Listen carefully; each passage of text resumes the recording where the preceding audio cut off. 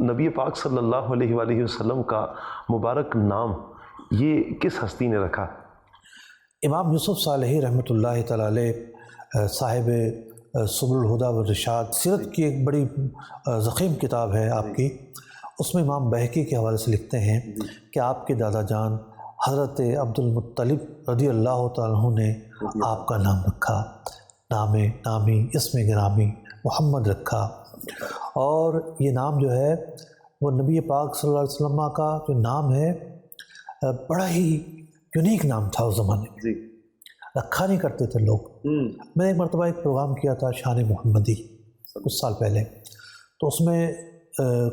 کچھ روایات بیان کی تھیں کہ کچھ لوگوں کے یہ نام ضرور رہے تھے لیکن عام طور پر رکھا نہیں کرتے تھے لوگ، اور خاص طور پر اہل مکہ اور قریش، ایک بڑا ہی یونیک نام تھا، تو ان کے قلب پر یہ نام القاء ہوتا ہے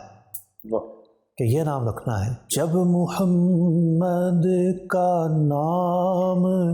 آتا ہے رحمتوں کا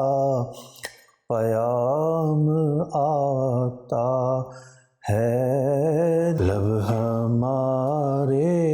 درود پڑھتے ہیں،